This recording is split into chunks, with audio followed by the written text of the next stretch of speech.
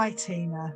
Thank you for joining me today. It's just such a pleasure to see you because it's been such a long time since we actually had a conversation, isn't it?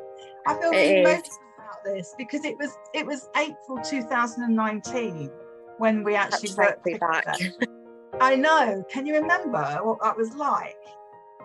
Yeah, scary. Really scary. Scary to a point where I really don't want to do this. In my heart. Working with me, do you mean? No, actually coming to you to begin with, to getting out of the house and meeting a person in person. That was the scariest part.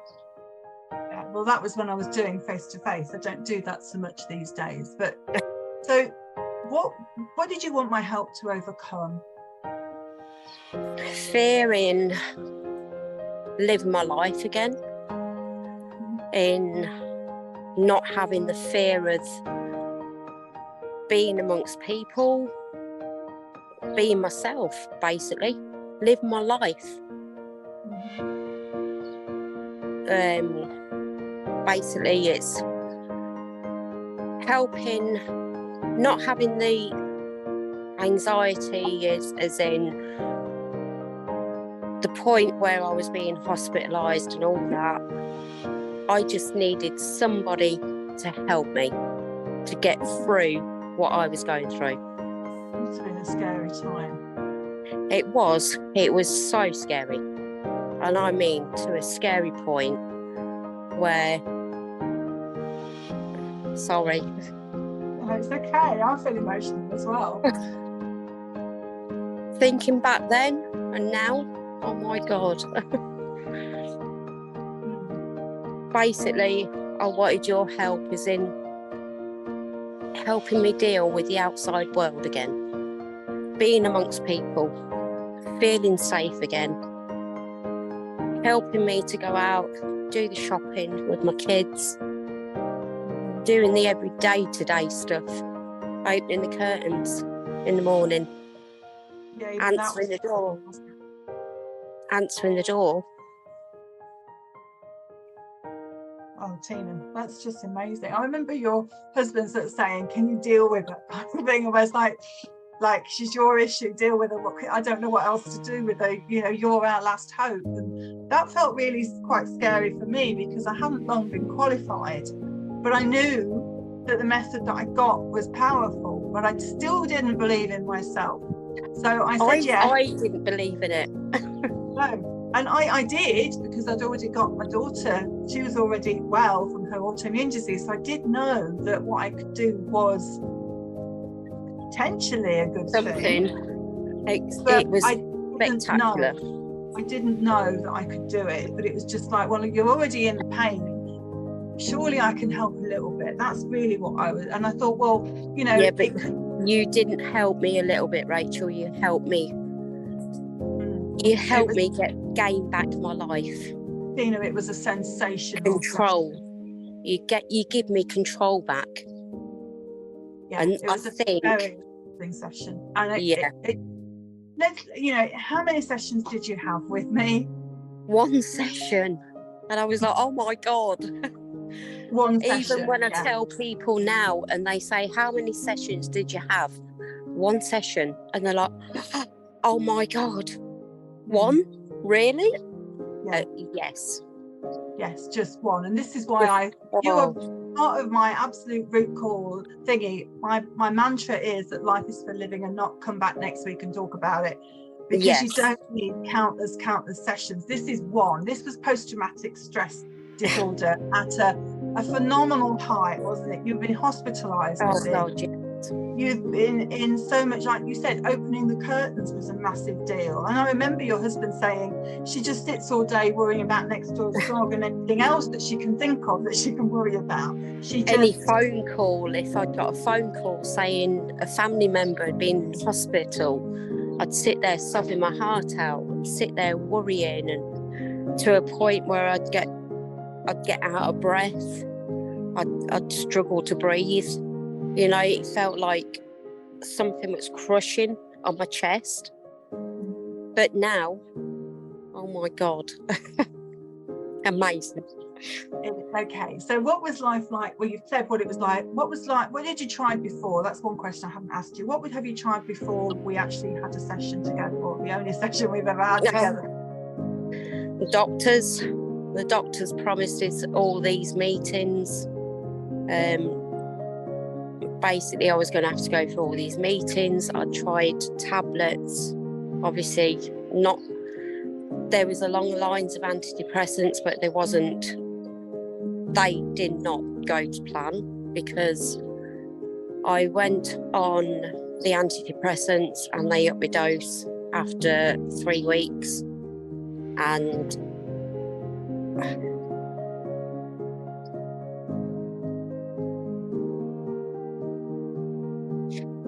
it pains me to say that I upped my dose and I basically went for my son. I went to try and kill him. Yeah. Sweetheart.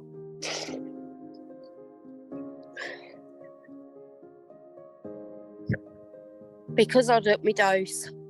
They'd upped my dose at the doctor's on the Friday. On the Saturday, I took the double dose in the morning, not realising I'd actually took the double dose in the morning.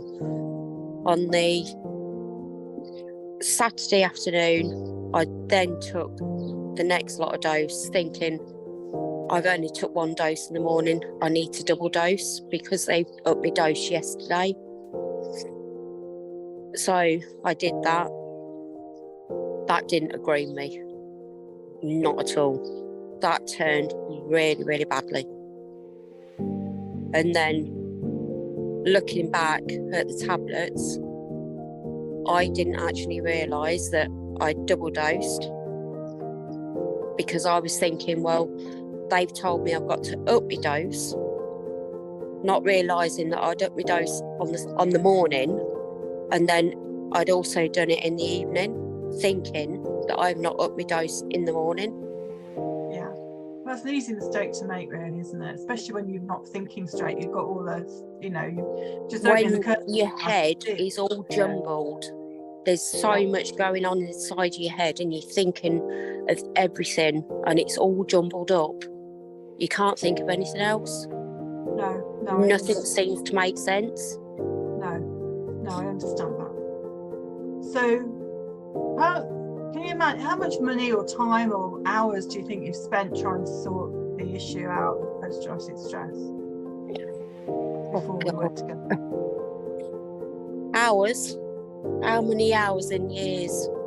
Yeah. How long have you been suffering with it for? About 5-6 years. Really badly, and I wouldn't. No, that's wrong. It's not 5 or 6 years. I've been suffering with it the whole of my life, but obviously in time it's escalated. So in time it's got worse and worse. I think you said it was worse when you had children, because you were worrying about them as well. Because you want to protect them more. Yeah. So when I had the children, obviously, mother's instinct kicks in. You want to do what's right for them. Any cough or cold, and you got people saying to you, oh, it's only a cold, blah, blah, blah. But when you're going through something that I went through, it's not just a cough or cold. It's something a bit more. And you always think of the worst scenario rather than thinking, yeah, it is just a cough or it is just a cold. I always used to think of the worst. Yeah. Think, oh my God, I'm going to lose my baby. I'm going to lose my children. But when,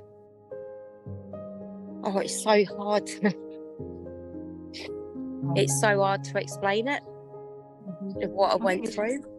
Yeah, I think you're doing a good job of just hearing your voice and the emotion. People can get a handle on how difficult life must have been for you, and not just you, but your family. It was difficult because they're worrying about you and you're worrying about everybody, and it's just a constant fight, flight, good thing, isn't it? It was difficult. I mean, every time the phone would ring and somebody would say, oh, so-and-so's passed away, and I'd sit there sobbing my heart out, and family members obviously had seen me in a state, you know, get myself all worked up every time I get a phone call, or even silly little things when hubby comes home from work. Oh, do you want to hear the good news, Teen, or the bad news? I'll be like, the bad news, because I'm used to it. That's the way I used to think. I used to think of bad things all the time. You know, I never ever see anything good out of life. Never see anything past what was in front of me that day. Yeah. So why did you decide to work with me? Me out of, you know, all the other people it could have been. Why me? Because my husband was in a bit of a state. He was at his wit's end, didn't know what to do.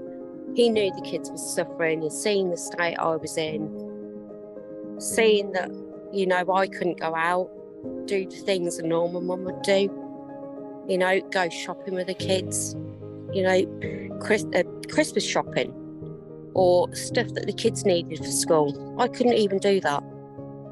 So hubby was like, you know, this has gone too far. So obviously, while he was at work on night shift, he'd search the web. He obviously must have been at his wit's end, and God love him. He had his best interest in heart for me and the kids.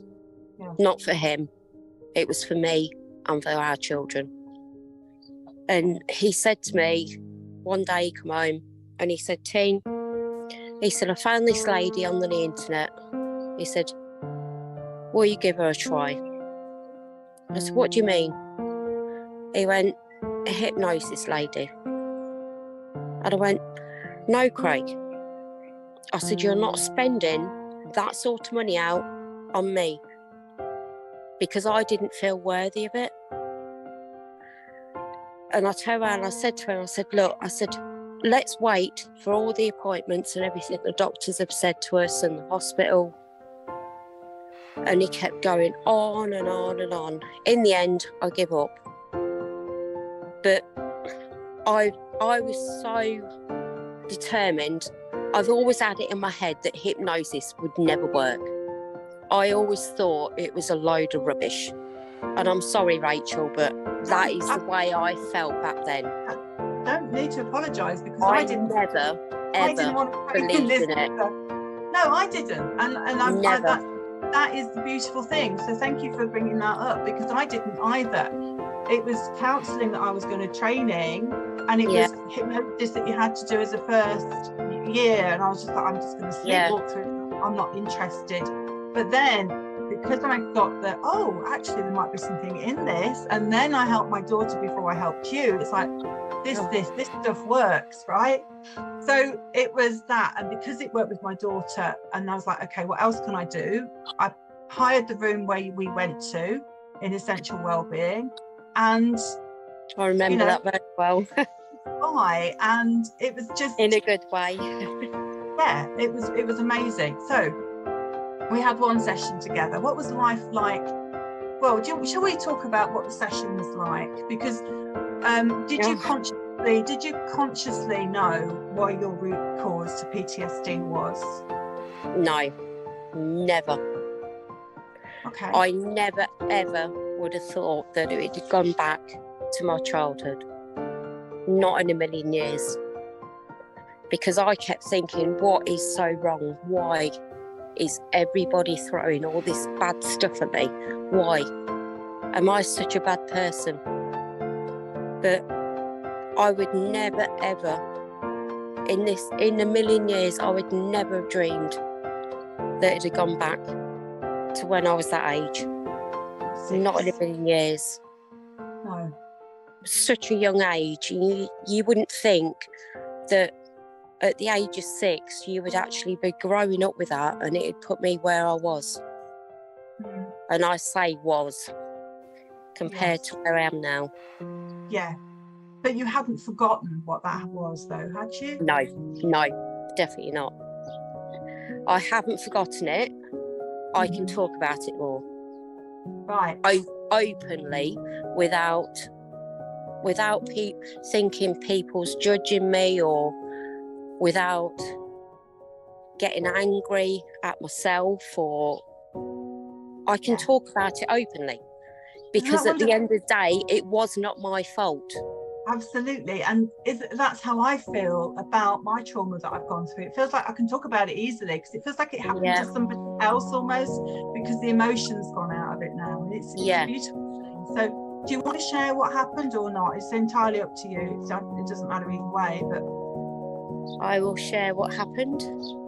I'm gladly to share, because at the end of the day, if it's going to help others, because you don't realise how much it affects you when your life, as you get older in life, which I never thought that it would affect me the way that it did. Never in a million years.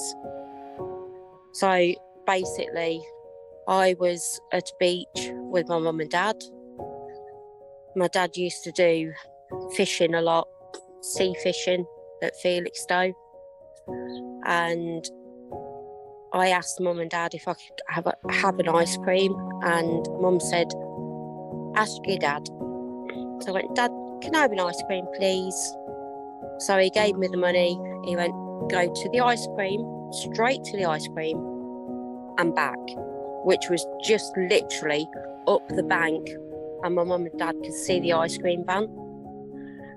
Me being 6-year-old, I decided to walk along the beach and around the footway, which is like a little alleyway as you go up to the ice cream van. And as I got there, or just before I got there, I picked up a flask. And the flask that I picked up, being 6-year-old, I was like, oh, I'm going to give that to my mummy. She'll be so proud of giving that. Shaking it, I thought there were stones in it. Obviously it wasn't. It was the old tight flask with the glass in. The glass had broken. That's what was shaking in it. And then as I started walking round the back of Bollards towards the ice cream van, there was a man that was sat against a concrete post. He never had anything on. He never had anything with him, no carry bags. You couldn't see anything around him that was his belongings. All I see was a heap of sand, which was on the right-hand side of him, with the knife point poking out the end of the sand. And that was when he approached me. And he started asking me all these questions. First thing was, he went, excuse me, Duck. He said, we got a drink in that flask? And I said, no. I said, I've just picked it up for my mummy. He went, oh, okay. And then, oh my God, the words. I still see the face, the words that comes out of his mouth. He asked me all these questions about, would you go and get me a drink from the ice cream lorry? Because that's where I said I was going. And then I said, yeah. And then he said, would you like to see some money come out of my willy? And then I went, no, I don't think so. And then he kept going on about, oh, do you want to stand here and just wait to see this white stuff come out my willy? Then you can go and buy me a drink, since you haven't got a drink in your flask. And then he could see I was getting agitated. And then that's when he jumped up and he grabbed the heap of sand that was on the right-hand side of him. And I could see him coming towards me with a knife. I'll never forget, I was dressed in blue dungarees. I've got my hair done in plaits down the side, little t-shirt underneath. and he grabbed hold of me. He started trying to rip my clothes off me. He'd ripped both my straps off my dungarees, and he held the knife here, and he said, if you scream or do anything, he said, I will slit your throat. He said, you'll be where the others are. And I managed to get away, which hence I've got the scar on my lip here where he cut me with a knife. And I ran to the ice cream van and told them what had happened. Within minutes, there was absolutely swarmed with police all over the car park. And then my mum and dad had obviously got a whiff, oh my God, where's Tina gone? Come up to the ice cream van, and I was there. My mouth was all bleeding, my clothes was all ripped, my hair was all ripped out, my plaits was all out. And my mum grabbed hold of me, and my dad just held me so tight. That's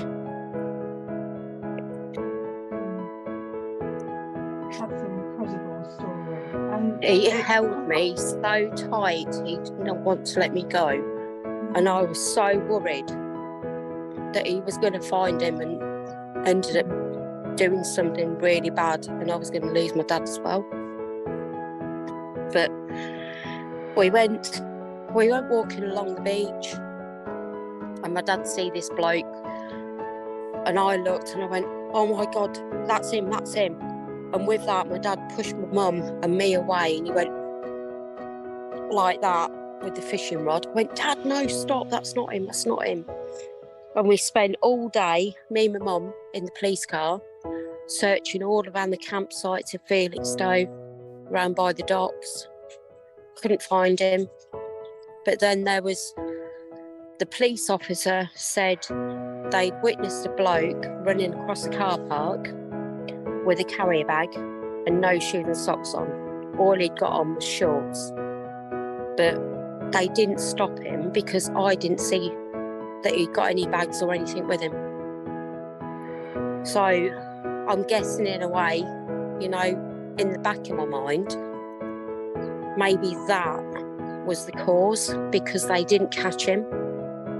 But we also found out later on that day that he was a very, very wanted man, because he'd actually kidnapped and raped an 18-month-old girl and buried her in the sand where I was actually stood. So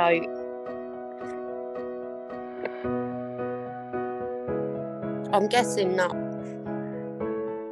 that sort of played on my mind, but I didn't realise. It would anybody, wouldn't it? It would have anybody. Yeah. And when we were having the session together, because you shared more detail there than we actually had in the session, I didn't need to let you go through all of that. I was seeing this wonderful 6-year-old going, wow, she got away. Flipping heck, if she can do that when she's 6, what could she do now she's X, an adult?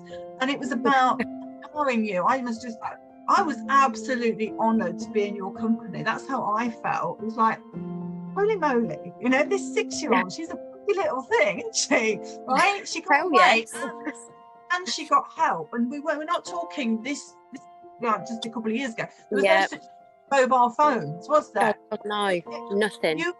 You got help from that ice cream man, and then they got the police. And I was just like, this is amazing. And then we went to another couple of scenes. I think one of them was a car accident where you'd gone and you'd walked your kids half a mile up the road because you're in fight or flight. When I had to kick the doors open to try and get my kids out and make sure they're safe. And then yards up the road, my mother-in-law lived. And I dropped them off at my mother-in-law's house. Well, banged on the door, and she went, what the hell has happened? I've had an accident. Craig's going to kill me. It's his car.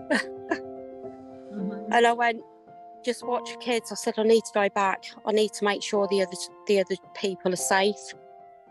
And as I started walking at the path and towards the accident, which was just literally minutes up the road. Mm-hmm. And the last I remember was collapsing on the pavement, or half on the pavement, half on the road. And then all I remember after that was the helicopter, me asking what the noise was, and my mum said, it's a helicopter, the air ambulance, it's come for you.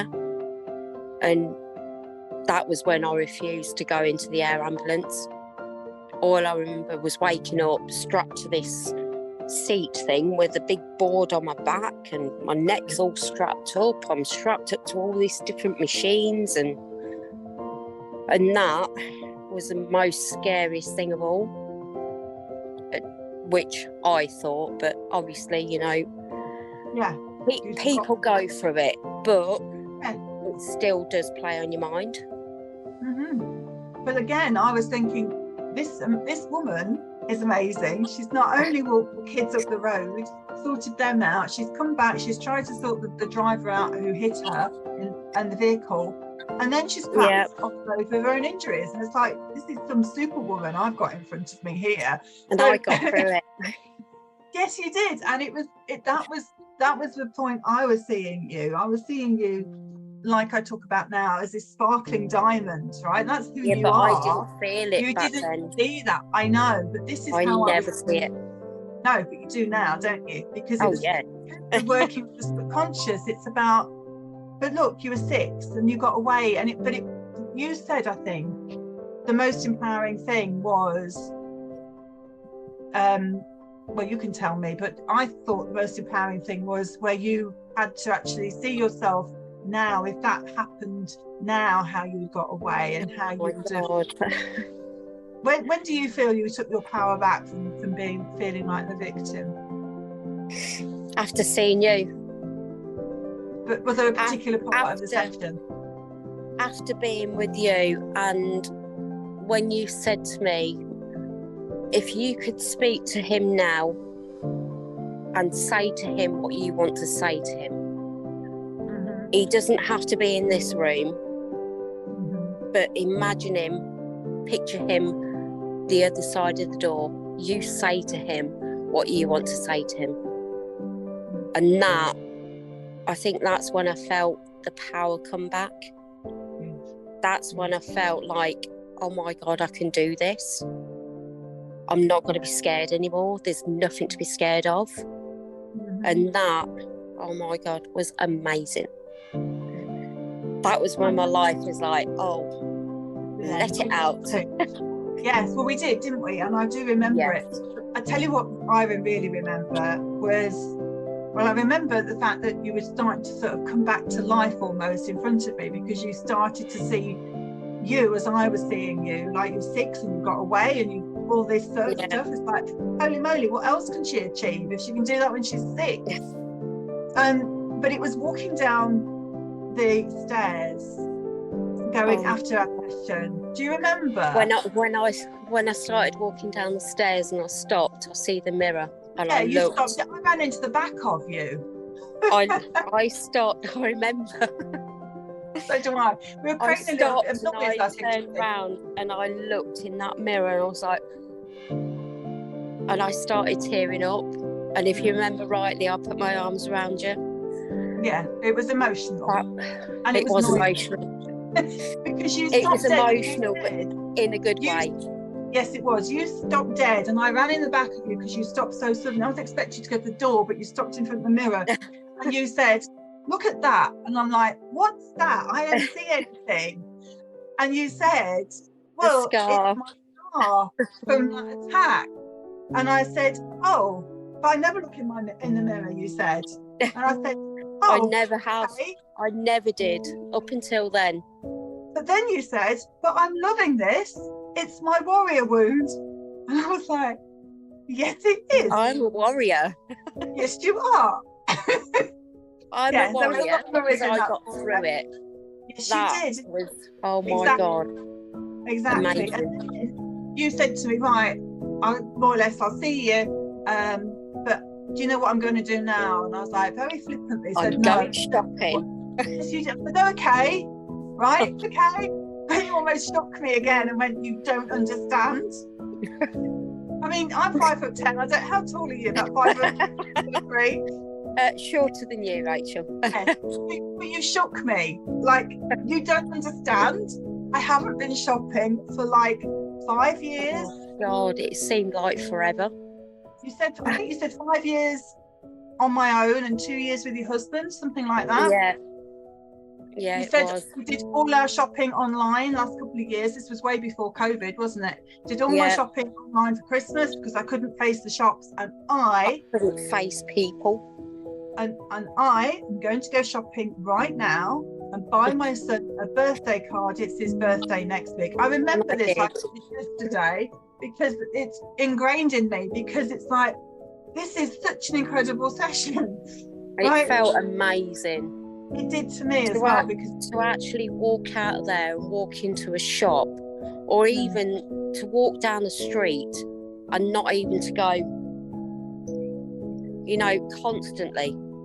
Every step I used to take when I was outside, I'm like always aware of who's around me, or, you know, who's looking, or, you know, if somebody got a bit close, I'd be like, hang on a minute, why is he getting too close? Or, you know, always aware of people who was around. Can't you? Now you understand it. You can see how anybody in that situation would be feeling exactly like you did. It's not your fault. You weren't broken. No. You were trying to keep yourself alive. Your subconscious was doing its job, because that's the most important thing. It wants to keep you alive. It's not so worried about you being happy. It just wants you to stay alive. Be me. Yeah. But which now, I wasn't. No. And you were to buy a birthday card. You said you bought something else as well, didn't you? I brought my mother-in-law a Ted Baker weekender bag, which my husband wasn't too happy about, because when I got home, he looked at the price tag, he went, how much?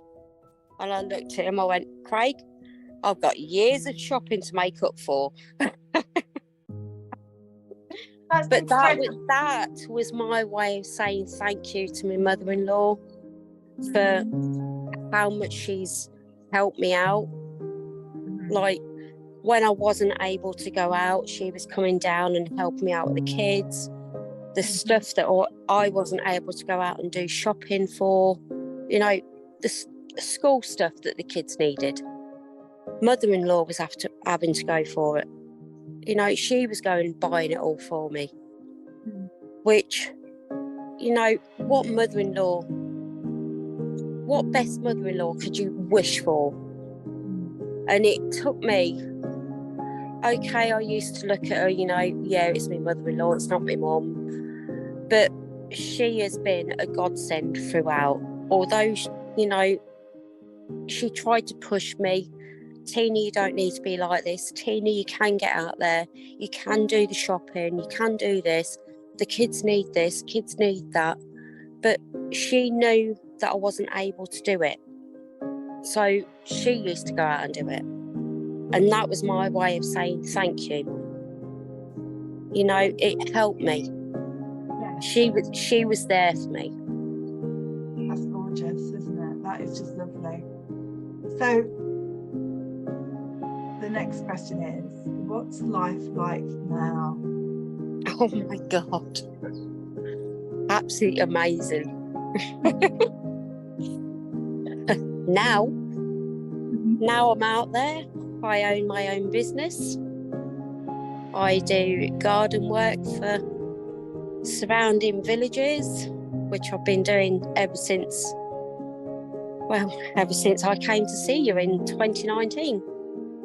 Because my initial thought was, when I came out of there, well, I need to do something now that keeps me still mixed in with people, but also do a job that I want to do, a job that I would enjoy. I mean, if you'd have asked me back in 2019, where would you be now? Would you be owning your own business like today? I'd say not a chance now. Would you be doing the job that you're doing now and being amongst people? No, I wouldn't. Absolutely no way. And now, probably kittens thinking about it. Oh my God, absolutely no way. No. And now I'm out there, I meet different people all the time. I've got so many clients that I have to sometimes say, sorry, I haven't got places. I've got no availability. I know it might sound a bit swell-headed to some people, but I've got where I am for a reason. Yes, you have. Yes, you have. Because I'm good at what I do. You are. And I love telling you that the other day, 6 people come to recommend one person. 6 people in one day. Yesterday, I had 3 people message me, Tina, is there any chance you can take me on? As you've been highly recommended by, and they gave me loads of different names of my customers that I go to now and the family members, and they've highly recommended me. And I'm like, I've got to say no, I'm so sorry. But it's overwhelming. You start hiring staff. No, I have actually asked about having staff work with me, and they say, no, we want you, Tina, because of what you do and how you work and the person that you are. Yes. Well, that's and everything. I'm like, that's a person. That's me. Yeah. Well, yeah, you need to own it, my darling. I've earned it. Absolutely, you have. And I love what I do. If I'd have thought back in 2019, would I be where I am today? Not a chance in heaven. I wouldn't have believed it either. No way. I don't even think I would have been here in person. Maybe in spirit, but not in person. So I love my life now. I'm happy. My kids are happy. You parent so bloody beautifully as well. Excuse the French, but you do. You know, it's just wonderful listening to I'm living again. Yes, you are, Tina. Isn't that just fabulous? It feels like I've been reborn. Reborn the person that I should have been. Or that I am. That you always were, but it was just blocked by all the, I call it like an onion, all that, like that beautiful sparkly diamond has been covered by all the trauma and all the stories. It was being suffocated by ivory. Yes, it was. Well, that's a good one. Yes, by ivy. Of course, you're the gardener. Of course, it's going to be ivy and not me. But yeah.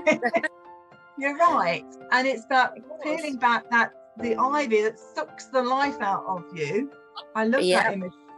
Peeling it all back so that the diamond can shine. And you are, my darling, you are shining. I'm shining again. It's me. Isn't it just beautiful? And that is what I call the soul essence of who you are, because you've not just released PTSD, you have come back to that soul. I've come back to a person that I love in myself as a person. Yes, there's always been there. It doesn't matter what people say about you or to you. You're the person that you were born to be. Yes. No matter what everybody says.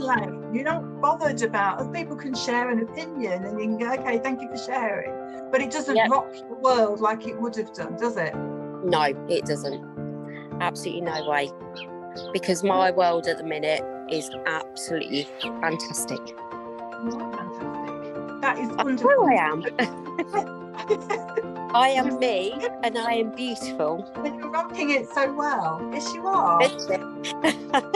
Yeah, that is just gorgeous. So some people might be sitting on the fence thinking, listening to you and me talking and thinking, well, that's okay, but I wasn't held at knife point and this and this didn't happen to me, and therefore Rachel can't help me.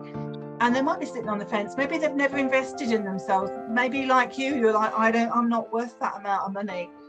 So what would you say to that person? But then there's people out there, Rachel, that has probably had worse done to them than I've been through. But there's no such thing as big or little t trauma.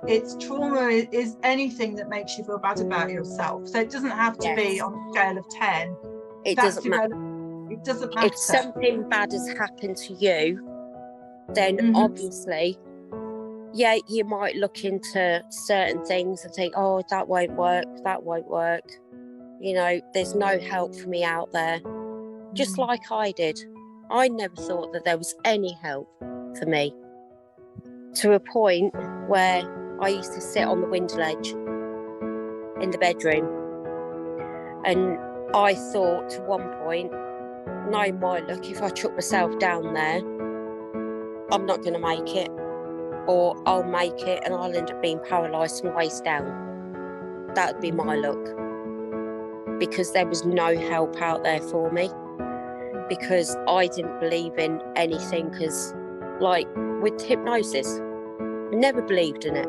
Okay, well, how but did it make a people, difference? Because you're just talking to me with your eyes closed, if that's it. But no, it's not. It's the initial thought, or not the thought. It's going back. How you took me back to my childhood. Yes. How you took me back to when I felt unsafe, where I felt scared and all that, and that is what brought me back to when I was 6. And the same again, when you took me back to when you asked me the question, when did you feel the most safest and where? And if you remember rightly, I said to you that it was back in the house in Kettering, and I was sat on my bed, and you said to me, picture that little girl who has gone through all that trauma and wrap your arms around her. And the wrapping their arms, oh my God, that was out of this world. That literally felt, I know it sounds strange to people out there that does not believe in any of this, but that wrapping their arms, it honestly felt, although it was my arms that was wrapped around myself, it felt like it was that girl that was wrapping their arms around that little girl again. It's beautifully healing. It sounds really Pollyanna, but it isn't. It's about parenting yourself. It's about finding that wounded, because it doesn't matter whether you're held at knife point at 6 years old, or whether it was a teacher telling you you're stupid over and over again, or anything in between that. It doesn't matter. Anything can be a trauma. Anything that you've gone through that makes you feel bad about yourself is trauma. Yeah. That's it. Okay, so it doesn't have to be as significant or even worse. It doesn't matter what the event is. It's anything that you felt, and then you've got those. It can be something bullying in school. It can be anything. Yes, it can be anything where your needs weren't met, and your needs definitely weren't met that day. But it was about anything that makes you feel bad because you've got this thing, your needs aren't met, and therefore you have to internalize it. I'm stupid. I'm not enough. I can't do this. It's my fault. And that is the way I felt all the time. I felt as if I wasn't good enough for anybody. You know, that's why I always felt as bad things are going to happen all the time. Yeah, because you felt helpless, hopeless and powerless. Yeah. And then you wear those labels like they're around you. You don't know you are, but and then that helpless, hopeless, powerless goes out everywhere in everything you do, think, feel and believe about yourself. So it's just about finding out how, when and where that began, so then we can tell yourself a different story. And it's deep in your subconscious. We're rewiring those neurons in your mind just by words. Very powerful. It is very powerful, and it's flipping amazing. And just look at one session and you've got your life back. Incredible. I've not only got my life back, it's not only a life, it's everything. It's like being reborn. I've got my life back, being reborn. I own my own business. I'm back to me. and being the person that I should be. Yeah. That I was born to be. But think about the ripple effect, Tina. It's not just affected you. Think about your husband. The whole family. And your kids. I mean, the way you parent is so different because, I mean, I don't know what you were like as a parent before, but certainly now you're like, I heard how you're talking to your daughter, and I was like, well, get you know? It's like really powerful mama bear stuff. It's beautiful. Yeah. It's like when my mum rang me and said about my nephew being in hospital. Now, if it had been back in 2019, I would have sat there sobbing my heart out and thinking of the worst. But sure. I actually turned around and said to my mum, "Oh, don't worry, Mum. He's in the best place, you know. Don't sit there worrying because it ain't going to change anything. It's not going to change a single thing. It's not going to make things worse. It's not going to make things better. So just wait and wait for the outcome. He's in the best place possible." The same as when you cry. If you cry, it doesn't matter how many tears you shed. It's not going to bring that person back if it's for a person that's passed away. It's not going to bring a person back. All it's doing is draining your body. You've got to live your life to the full. Yeah, but you've got to feel the feels. You've got to let those emotions out. You do feel the feels, yeah.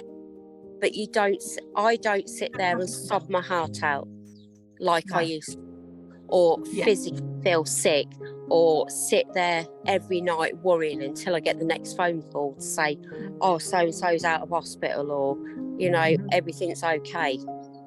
You know, days, I could be doing that for days, weeks leading up. If somebody had been hospitalised in the family, I'd be sitting there whittling and worrying, constantly crying and thinking the worst and, oh, what if? Whereas now I think, well, it doesn't matter how much I sit there worrying, it's not going to change what's going to happen. No. All you got to do is sit there and wait. And no matter what happens, it'll happen. You know, yes, you do feel the emotion. You do feel that gut instinct and, you know, the upset feeling, but I don't sit there worrying myself anymore like I used to, which is absolutely amazing because beforehand I used to do that on a regular basis. And I mean daily, not weekly. Yeah. Well, yeah, you were saying just opening the curtains was a massive thing. Yeah. So, and now you've got your own business, you've got your own van, you've got your own tools in your van, you're booked fully, people want you, you're in demand, and you're rocking it. It's just beautiful. That's so good. You've empowered yourself and you've empowered your kids at the same time. It's a big friends at racing as well. Oh yes, we forget that. Yes, you go racing, you know, to watch them. And your son races. I mean, can you imagine what the former Tina would be doing now? Oh my God. Her son's in the adult races. I'd have been throwing up, I'd have been crying, I'd have been in bits, literally in bits. I mean, when he used to race when he was younger, I used to physically throw up the night before and all the day leading up to his race. Wow. Whereas now, I'm like, you know, he's a strong person. He takes after me now. Maybe not back in 2019, but yeah, he takes after me now. He's a strong person. He's strong-minded. He can do it. Really good as well. Yep. He's World Shell Championship and he's youngest to actually win anything major. Wow. Yes. In the formula. So take after you, I agree. Yes. Strong-minded. Yeah, well that's right. What you focus on, you get more of. Isn't that beautiful? Oh God, yeah, absolutely. I wouldn't change my world now, not for nothing. Because at the minute, I couldn't wish for better at the minute. I love my kids, I love my family, I love my life, I love being out there with people. It is just amazing. It It is amazing. You're amazing, aren't you? I mean, if you're amazing Yes. at 6, I mean, look what you did at 6. That's incredible. And that is to get through that. Yeah. You know, back then I would have never thought, you know, no. God, I fighted this man off. Yeah. But now I look back at it and I'm like, well, I am a strong person. I am me. I'm strong inside and outside. I fought this man off. So that does make me a stronger person.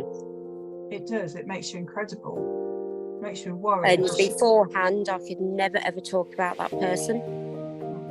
I couldn't even mention anything about what had happened to me back then.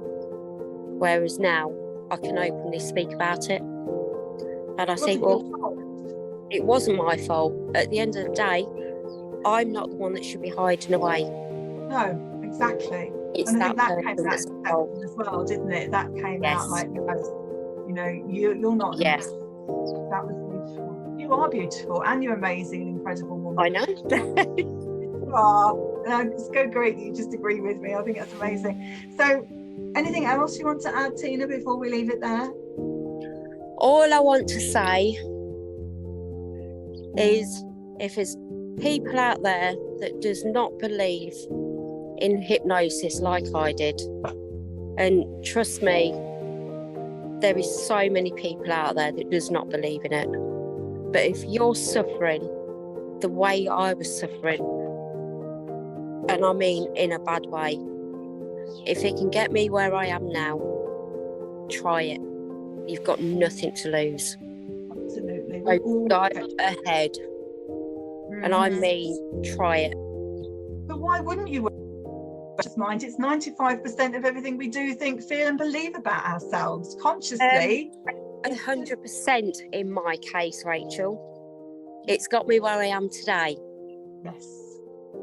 Because if it wasn't for you, if it wasn't for my husband actually pushing me to come and see you, and me actually visiting you on a one-off chance, and to get me where I am today, I honestly can put hand on heart and say there's no way I would have been here. No way. Because I felt at the lowest that anybody could feel. And that is even looking at my children and thinking of them, about leaving them behind. And all I kept thinking about is what the pain that I was putting them through. That's why, towards the end, I kept thinking, I've got to do this, because I cannot any longer put them through this pain. So it's got to be done. And it was a little while after that when my husband taught me into coming to see you. So thankfully, it's thanks to you that my kids have still got their mum. Oh. And a happy and proud mum too. Thank you. That's quite big, actually, isn't it? I mean it. I know you do. That is so true. That is, honest to God, hand on heart, that is how I felt. It got me through. Coming to see you, Rachel, it got me through it. It gave me back my life. It gave my children back their mum. And I'm here. So it's a very small investment in that respect. If it doesn't matter how much that cost me, if I knew back then how much this had worked, and if they had said to me 10 grand, I would have gone through it to get me back where I am now. It doesn't matter the cost. I need to put my prices up then. No, honestly, it does not matter about the cost. No, it doesn't. It's nothing. Cost is nothing when it brings you back your life. Exactly, because if you've got money in the bank, you're dead. You've really not got much at all, have you? Let's be honest. Yeah. But isn't it just beautiful? Look at the transformation in you. You are incredible, lady, and I am so proud. of working with you and knowing you and even talking to you. It's just been, and thank you for your time as well, because it's just, that means so much too. I often talk about you in my discovery calls, you know, I say to them, you know, if I can do that in one session, what else? You know, it doesn't have to take countless. It's such an amazing thing to do, Rachel, what you've done. Thank you. Well, honestly, it's such a powerful thing that you do. It is powerful, and it's amazing. Be proud of yourself. Thank you, darling. It really does fill me up with joy. It's just like you and your flowers. I guess I'm nurturing. You know, you are the flower in my garden, if you like. I'm nurturing that plant while you're with me. I'm breathing life into you. Yeah. Because that is how you're meant to be. Because you brought me back to life again. Yeah, you're meant to. Instead of being this wilting flower, I've rebloomed. You have. There's a way to make it. Yes, absolutely. And everybody should bloom the way you are. That is the natural state of being. I'm not creating something that wasn't already there. You're just bringing something back that's already there. Yes, you're just coming home to your soul essence of you. It's all the other stuff, the anxiety, the depression, the alcohol dependency, the chronic conditions, all that is in a big bag of you feel your body you when you wake up, because you're off center and you're going through life off center, but coming back to you without all that. It was just a story your body's trying to tell you, saying, will you just come back to yourself, just relive again. Yes, exactly. You're not meant to be in chronic condition pain or whatever. You're meant, if you weren't born with it, you've acquired it. Anything you've acquired, you can let go of. Totally agree. Absolutely. And it's like when I had the problem when I had the implant and you sent me that thing to resurface it. Yes. And I did, when I went back, it did actually resurface it. So they was able to find it. Awesome. I was like, oh my God. You see how powerful your mind is? I'd forgotten I'd done that. Just a little simple recording. I've got a look.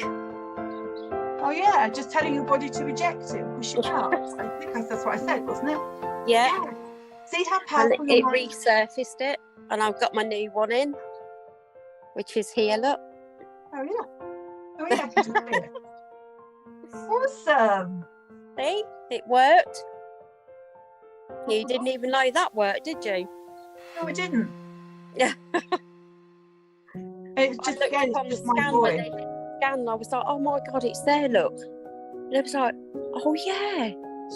So basically it's gone that way instead of that way. So when they tried to look for it before, they couldn't see any sign of it. And then when you sent me all that, and then I went back, and then they could actually see it. So it resurfaced. It was only to a tiny little pinpoint, about the ball point of a pen, but you could actually see it. And yet when they tried before, they could not see a sign of it. So it worked. Powerful. Really powerful stuff. You are powerful. You've got a powerful mind, powerful way of helping people. Thank you, but it's the subconscious, isn't it? Yeah. Powerful. Yeah. It's not me. I'm not doing the healing. I think that's important. It's the subconscious. But I look at it, Rachel, as you have done the healing because you've got that gift of doing that. Yeah, it might be subconscious and all that, and you get to learn it all, but do you know what I mean? It's not. Yeah, but it's not me. It is the subconscious that in the client that does it. But yes, I'm the guide that takes you, and you have to have that sort of knowing what's similar, knowing the differences, looking for what you're looking for, and doing the detective work is key. But it's also about empowering. It's one thing knowing where the root cause is, because if you could probably find out that, remember that you were held at knife point when you were 6. You're not going to forget that. So you did really know what the root cause is. You just didn't realise the impact it had. No. However, it's about freeing yourself of it, and that's the empowering thing. And you helped me to do that. Yeah, and it was such a beautiful session. I almost got kicked out of that premises, because we were making so much noise. But I didn't care too much. I just well, you know what? I mean, we're having massages or whatever. Yeah. Sorry, not sorry, but we have just, achieved something big. Bit big, yes, phenomenal, in fact. Yes. And it needed celebrating. And it was just the way you came down the stairs and bump, I just knocked into you. And I'm like, no. Normally I'd have turned and I went, sorry, but I didn't. I was just like, no. Yeah, you were full of it, and so you should have been. It was time to celebrate, wasn't it? Oh, definitely. To feel that lift. Yeah, the lightness. Feel that when you brought me back round, and to feel that, like when I said it feels like there's something missing, but it was in a really good way. And it felt like that weight you were carrying, all that emotional weight was just dumped. Yeah, it just felt, I mean, even now it just feels so surreal that how I felt as in lifetimes, I suppose. Lifted. And how you said to me about how you'd want it taken away. Do you want it locking into a box? Do you want it drifting off in the balloons? And I went, no, with the balloons in the sky. And I could actually picture the whole lot lifting in this box with the balloons drifting over the housetops. Mm-hmm. And you could almost feel it coming out inside.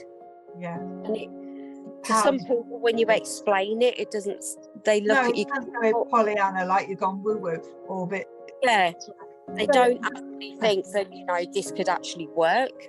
Well, that's how my daughter did it as well with her autoimmune disease. I just need to tie it to a pink helium balloon, she said, and watch it float away. Because the subconscious mind love imagery. That's what they don't speak English or language. They're all about imagery. So giving it that image allows that to happen and facilitates it. It just makes perfect sense when you know. And it was one of the, it doesn't matter how long I do this, your session's going to be one of my favourites. It's got to be the most amazing thing that I have ever been through. Mm-hmm. I mean, giving birth is the most amazing thing, as you know. But topping that, Rachel, I don't think anything could top that. No, well, you empowered me as well, sweetheart, in that moment, because it made me like, okay, I can't stop now. I've got to keep going because this is a big thing. I know. It's just amazing how far you've come now. Yes. Also, and I love it. Thank you. We both have come a long way through this. Yes, we have. We've both achieved something. We're both living and going on as we mean to go on. Yes. We're both strong women. Yes, we are. We are strong and we are beautiful. And we can do anything we want to do.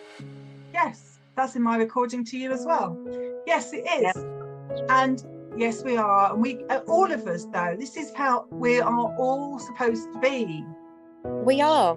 It just needs for somebody to remind you that yes, you are a beautiful person. You are you. Yes. You are an individual. You may be different, but you're still beautiful in your own way. Yeah, we don't need celebrating because we're all different. We're all that's how we're meant to be. We've all got this unique purpose on the planet. We've all got our own unique talents and gifts. It's about unlocking them and shining. And that is who we're bringing meant to out the person that's inside, that's tucking away. Yeah. And you did that for me. Pleasure. I'll do it again, but at least I don't need to.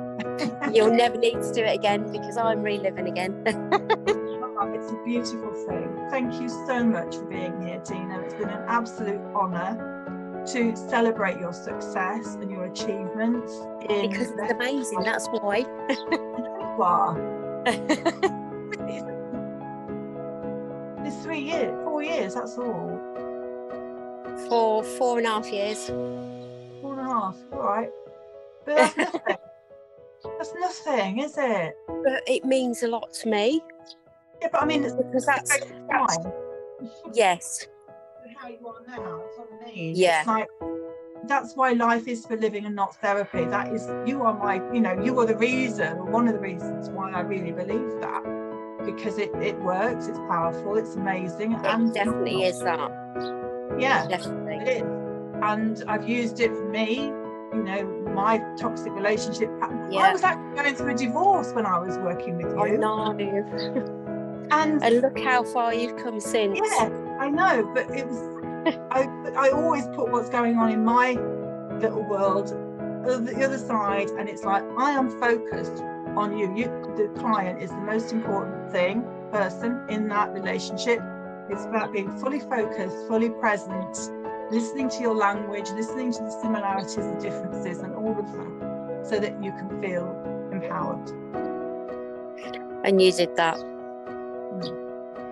So, well, we could talk about this all day and about how amazing you are, but I think we'll leave it there before we make people sick.